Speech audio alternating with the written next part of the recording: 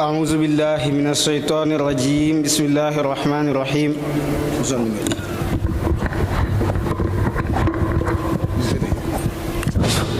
أعوذ بالله من الشيطان الرجيم بسم الله الرحمن الرحيم الحمد لله رب العالمين الذي خلق السماوات والأرضين والصلاة والسلام على سيدنا محمد النبي الأمي الأمين وعلى آله وصحابته الغر الميامين وبعد أيها الجماعة الكرام والضيوف العظام الوافدون من الأمصار المتباينة والأقاليم المتباعدة لحضور هذه الدعوة الدينية التي فيها ما فيها من الخير والنفحات الربانية أقدم إليكم أكمل تحية وأفضلها ألا وهي السلام عليكم ورحمة الله وبركاته وأقصص التحية والتبجيل لسينة هذا المجلس وبركة هذا المخرج الشيخ المفخم والبحر الختمتم وما أدراك من هو ألا إنه الشيخ عبد الملك إبراهيم نياس الذي نظمت قبل عامين في مدحه قصيدة بسيطية وأقول فيها شيخ تتوج بالعرفان دون مرا يا قوم فارتحلوا إليه واستبقوا شيخ تزهد في دنياه ممتتيا نهج الهدى إنه خيداخنا اللبق فإن تكلم كان الحق منطقه وإن تبسم كان الدر ينبزق في وجهه نور ذكر كان منبجسا في كفه فرط جود دونه ودق ثم إنني اليوم سعدت بسرف وفير وفرح كبير حين طلب مني بعض إخواني أن أقف هنا لإلقاء قصيدة أقرصه فيها وأقوم بالذكر بعض محاسنه وصفاته التي كلها بحمد الله جميلة طيبة ومطلع القصيدة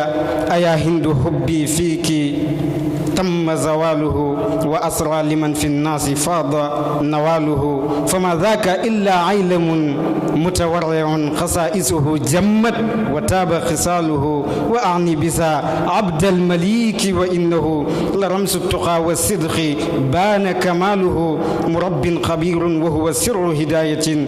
وللبتل سهم لا يتيش نباله وبحر خدم جهبز متوادع وتبريسه في العلم عز نواله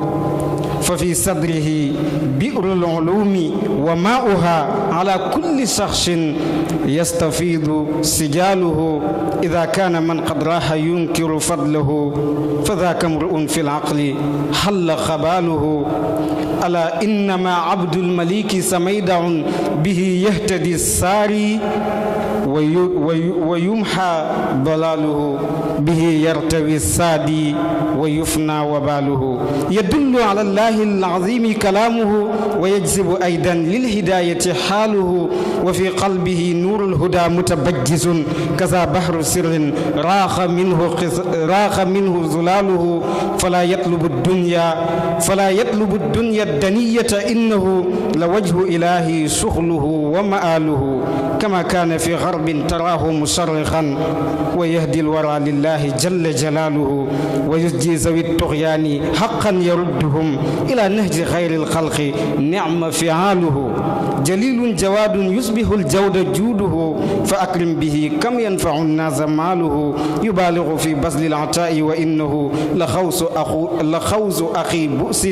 كذاك ثماله يقدم باليمن العطاء متصدقا ويخفيه حتى لا تراه شماله يقدم باليمن العطاء متصدقا ويخفيه حتى لا تراه شماله يعين لذي الإملاق حتى كأنما سوي الفقر والحاجات فينا عياله أيا من بدا يهدي إلى الخير والهدى وقلبك ما وافاه قبت ملاله أرى الشعر في أصواب وصفك يزدهي وإن قد تهرى منك قل جماله فمن قال إن المدح يمكن حسنه بلا لبس وصف منك رد مقاله فمن قال إن المدح يمكن حسنه بلا لبس وصف منك رد مقاله عليك سلام الله في كل حالة أيا من بنشر الحق يشغل باله أنجاك من شر الأنام بجاه من أباد الجموع المشركين قتاله عليه الصلاة الله ما الحق ينجلي وما لاح من فوق السماء هلاله مع الآل والأصحاب ما قال منشد أيا هند حبي فيك تم زواله بخلم الشاعر عمر تشوبو من مدرسة الشيخ سليمان جيجان حفظه الله ورعاه. Omar Thioub sëriñ bi dégg na kàddu yi sans commentaire macha Allah sëriñ bi kaala na ko njukkale ko kaala sëriñ bi may na ko kaalaam gi ngir kontaan ci moom ci xasida boobu nga xam ne defal na ko